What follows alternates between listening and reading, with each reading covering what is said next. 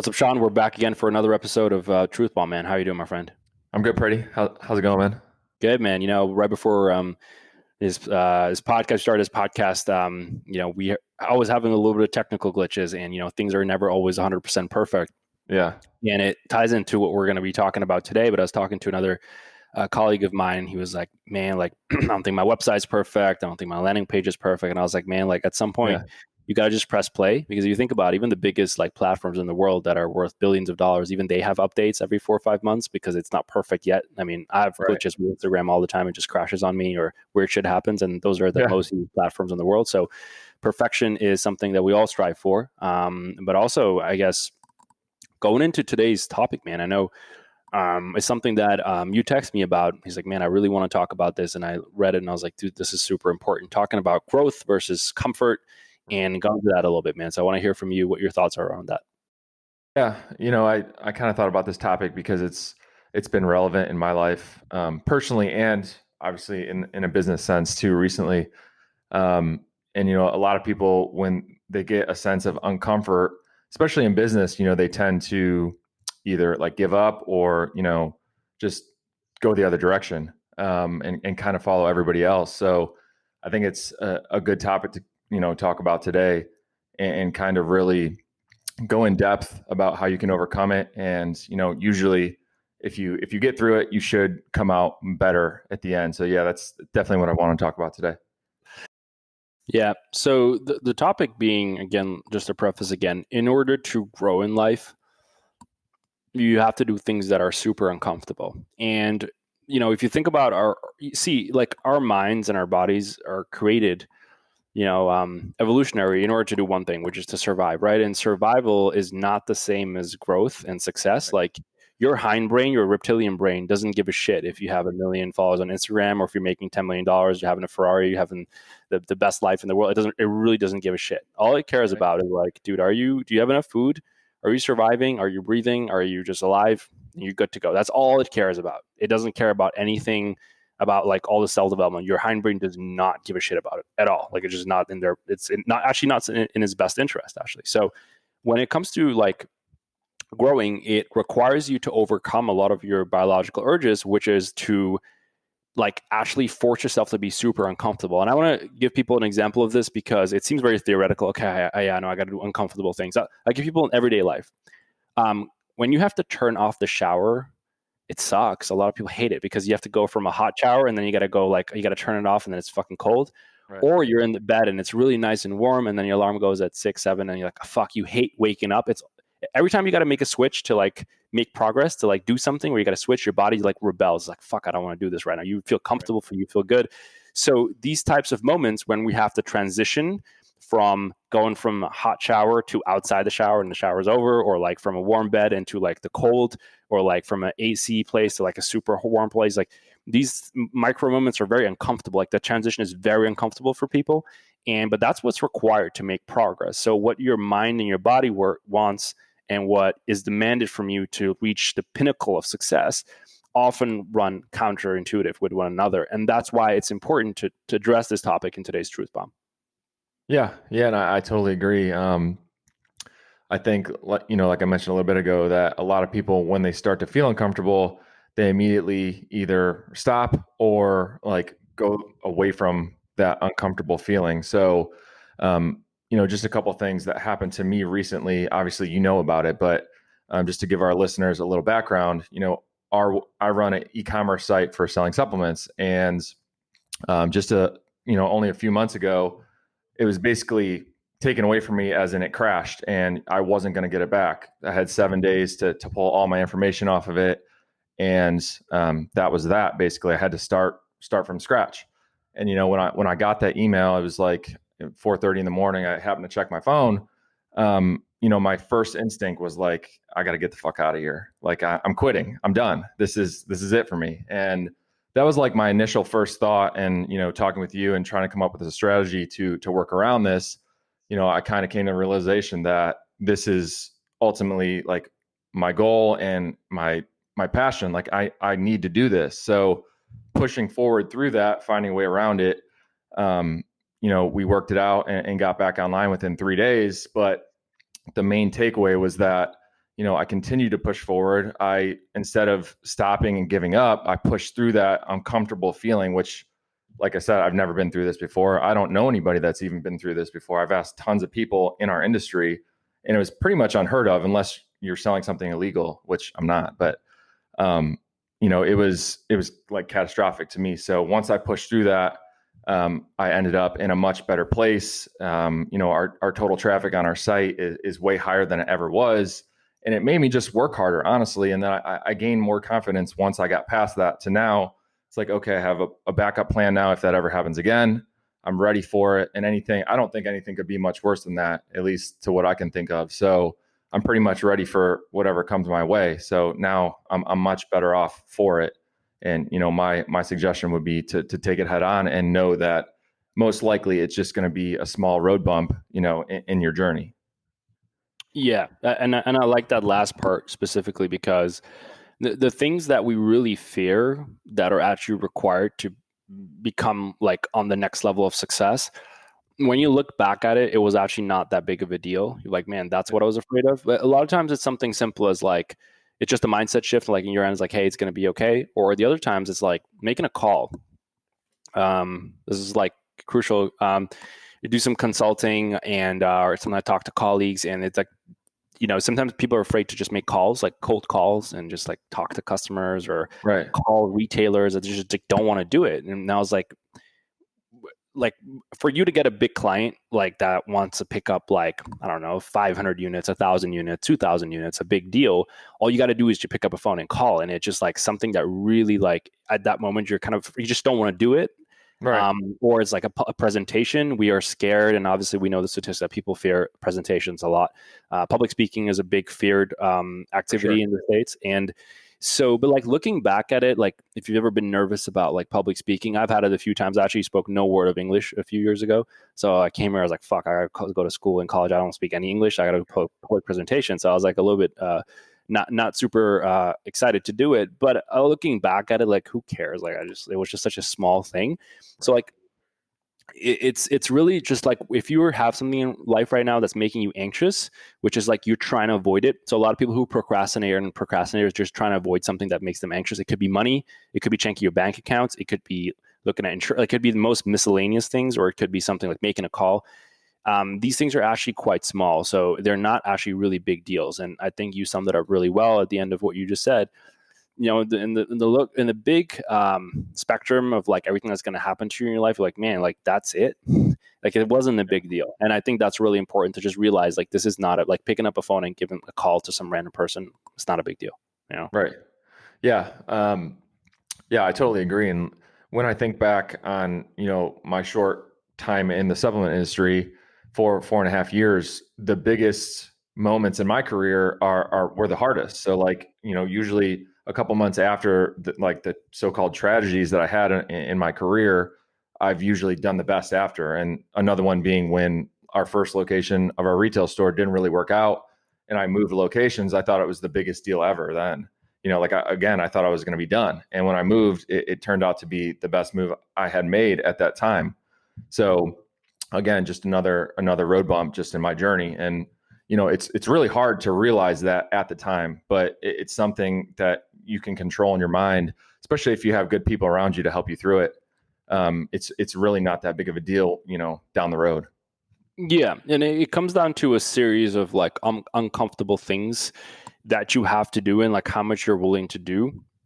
And I think leadership in general and growing large companies in general is a series of like a lot of like social embarrassment and like putting yourself at social risk. And I think as humans, we don't like to take social risk because we have to survive. So anytime you have a social risk where you're going against the group, your brain is like you're going to be kicked out of the tribe, man. You're going to have no food and water. So like stay in the fucking tribe, like stay in line, stay in your line. Don't do that.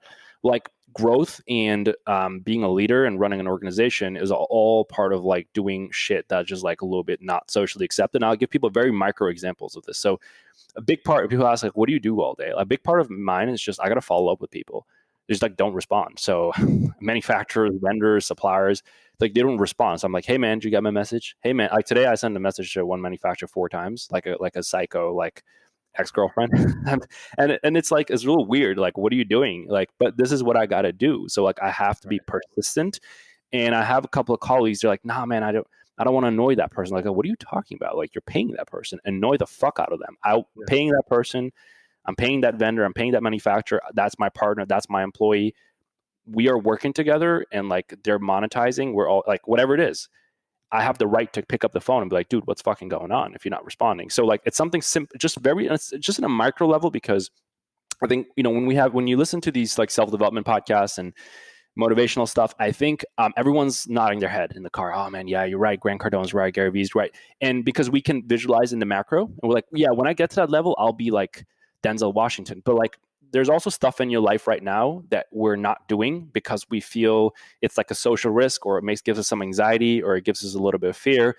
And it's really important to understand is like, just doing it would actually propel your life to another level. And I think that's very important. Just picking up the phone and just being like, hey man, I haven't heard from you. What the fuck is going on? Like, having uncomfortable situations, very important. One other trait that I always look for, and I have to be careful when I say this because this is be misconstrued, is we live in a society that wants to avoid conflict.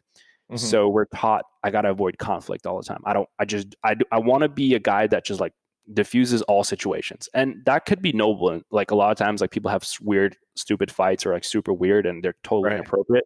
That's not what I'm saying here. So you got to diffuse those situations. But at some point, we're so afraid to speak up that, I'm in the supplement space, just like you. And I know, we knew probably people in common. And yeah, man, you'd be surprised how concerned they are, like where their manufacturer, for example, is totally screwing them left and right. And they're just like not saying anything. I was like, dude, what the fuck are you doing? Like, pick up the phone and be like, dude, what is wrong with you? They just like don't want to do it. They're like, nah, man, I just want to keep it. This kind of stuff is ruining you. So you have to look at it when you're listening to us right now on the airwaves. Think about on the micro level in your day-to-day stuff that you are probably avoiding, because we're probably avoiding things that we make us uncomfortable. But what if we just did it one day? Just sit a Saturday morning, just, man, I'm putting away this email. I'm putting away this call. I'm just not doing it. Do it. And you'll notice, you actually feel better about it. Like, fuck, I can do this shit. And I felt great. I can relate to this as far as like, I didn't like public speaking when I was younger. I was like, fuck that shit. I mean, everyone's going to think about my English, and I really dread it because I like accent is going to be weird. And like, what are all the girls going to say? And then I started doing it, and I was like, man, I love public speaking. That was all I do. Like, I love public speaking. I love podcasting. I try to do as much as I can. And every time I did it, I felt good when I did it. And I always want to inspire other people to just do it, and you'll feel better from it. Yeah, for sure. And, one thing I wanted to point out too, with kind of being comfortable and complacent, is that, even though you may be killing it and you have a lot of sales or whatever you're doing, if you do get comfortable, somebody out there is being uncomfortable, and they're going to gain on you. So, and that's another thing that like I kind of didn't think about, earlier this year when sales were going really good and everything was flowing nice, and I was kind of just comfortable. There's somebody out there that's making themselves uncomfortable to grow, and they're going to be gaining on you when you're relaxing. So that's like another part of this that I think people need to understand too. It's not only hurting your own growth, but it's letting other people take advantage of it. Yeah, I love that you said that, because it sparked something. I think that's a really important takeaway there, Shawn. I like that. And this is we all get into this, right? We're successful, and then we just kind of stay there. And I remember at some point there was one of the companies I had when I was really young. My second company I started, and we just had like trouble, man. We just couldn't get, like, we were hit a revenue, and we just couldn't get past it. We're just stuck. It's like, not, you're adding maybe $1,000 here. It's just like, not. So like, we had all these systems in place because it was trying to get acquired at that point. So you got to have a lot of systems in place so you can hand it over to the next person. And we had put a lot of work in email sequencing, like all this shit was like perfect system. And we had actually made a billboard and hung out it took us fucking days and months to have all the system. I come into the office and I was pissed, man. I was like, man, fuck, we're not making any progress. So I come in there, I take my hands and I rip everything. And I went on the hard drive, I took it and I tossed it out the window. And all of our systems and all of our processes were gone. And I remember like the team I thought I had fucking lost it. So I was fucking crazy. Like, what did you do? I was like, dude, you see all this shit? This is just enough for us to make $1 million a year. That's why what gets you here, I always say, is not going to get you there in life. Right. It's not. Like Right. we people in America, we have this concept. I've said it before. If it ain't broke, like, don't fix it. But the problem is like, well, just maintain. You got it. And I was like, no, but that's the problem. If you have a system, an email sequence, whatever you're doing right now, and it's getting you a revenue goal, is just good enough for that revenue. If you want to go from 1 million to 10 million, which I think is actually really tough, I've always found that to be the hardest. Dude, that's you need to reinvent everything. You can take your business and just destroy it, like destroy the whole fucking thing. Everything, just like, I don't know, if you need to get rid of people, get rid of them, get rid of processes, like shuffle around everything. Then I have these conversations oftentimes with people, and they're like, hey, I want to get to the next level with my business, and they say, you know what I'm going to do this year? I'm going to add a little bit of email marketing, maybe 1 or 2 influencers, and just kind of grow. And I was Right. like, that's not going to take your business from 1 to 10. It's not going to bring your business from 10 to 15. Absolutely not. It's just not going to happen. It's Right. it's too small of a change. You have to take your business and like throw fucking like, put it on fire. And I know it's like a difficult thing to do that, but like one thing that you mentioned when we started this off is like, when you went through conflict, like you lost everything, I'm 100% sure that that moment when you had to start all over is actually going to make your business to the next level of growth. Because again, I will say this, and I always say I have videos where I talk about this, but what gets you here in life is not going to get you there. All your work ethic, all your hours to make 100 grand a year is not going to get you to a million. That's good for 100 grand, man. You want to get to $1 million a year, you got to reinvent yourself. And that's very important. We don't do that, Yeah. Yeah. And like, speaking of this year, like everything that I've done this year to either, secure new customers or growth or anything like that, it's all different from last year, completely different. Yeah. Like my business model has stayed the same, but my strategies are completely different. So that's, yeah, you're spot on with that. It's, if I were to go back to 2019 and think about 2020, where I'd be like, it's just completely changed. Yeah. And how I do business and how, I'm advertising and things like that. It's all different. So yeah. I totally agree. Yeah, and you'll see too, man. Like, this is why a lot of businesses who might want to become a larger business, they say a small business. It just like they can't get out of that rut. It's also why we all like health and fitness. Many of us probably listening, I'm into health and fitness. You're into health and fitness, and we go to the gym, and after some point, we all look the same. Like, I go to the gym, I've seen the same people. Like, they look the same for 4 years. I'm like, dude, you never fucking changed. And it's like, isn't it weird that you go to the gym every day, you do the same, and you just don't change? But what happened? Because when you started off as a beginner, you're pushing weight, your body, it's new stimulus, and then you Right. get bigger or you lose more fat, whatever.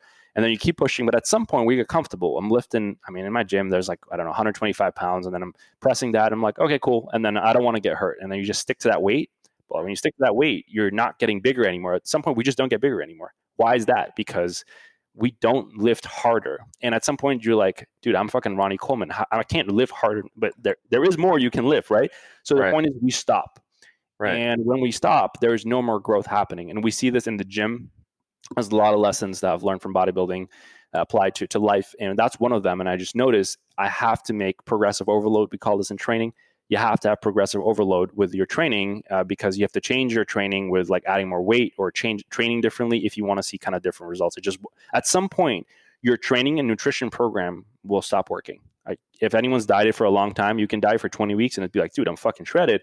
And at some point, you just don't lose any more weight. You're like, what the fuck's going on? It doesn't work anymore, guys. You gotta sometimes you gotta have a cheat meal. I know people who eat like garbage and then their metabolism goes up again, right? They totally destroy everything they were doing. So yeah, for sure. Something in life too is that if you're where you're at and you're happy and then you're like, I can't grow. Like, it's just stuck at the same thing.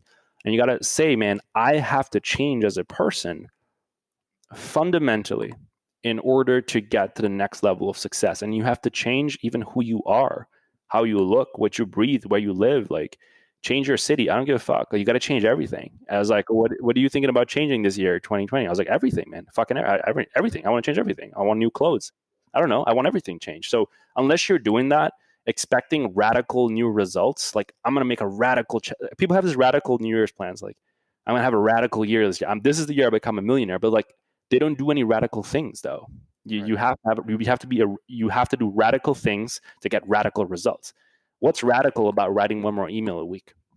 What's radical about instead of going out 3 times a month, you go out 2? It's not radical enough, right?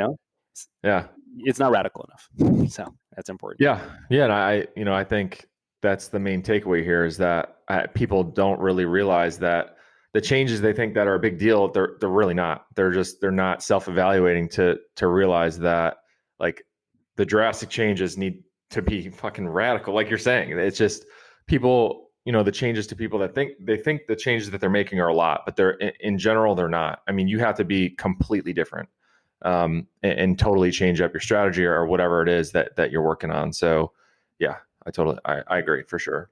Yeah, that's good. I think, just to add to that too, is like, we've also talked on the show about setting small goals and meeting them. And I've talked about it before. I think that's really important. So I don't recommend, you have to be like radical change everything. But however, if you're someone right now and you're not going for a micro stuff, you really want to change your life. Like, dude, I'm really fucked like in my life, then don't take that advice I gave earlier. Take this advice, like really change, and make it a real change, not a fake change. Like it's like, I'm wearing different clothes. Like it's got to be real change. It can't be like going from 3 times a week drinking to like twice a week. It's got to be zero alcohol. It's got to be zero. Like I don't give a fuck. Like I've had this done in my life, and I know how to do it right, how to do it wrong, because I've failed and I've succeeded.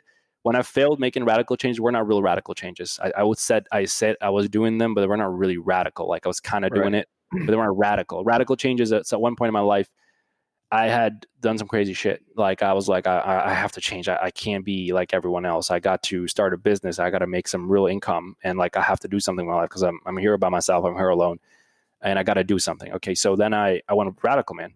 I for one like whole almost a year.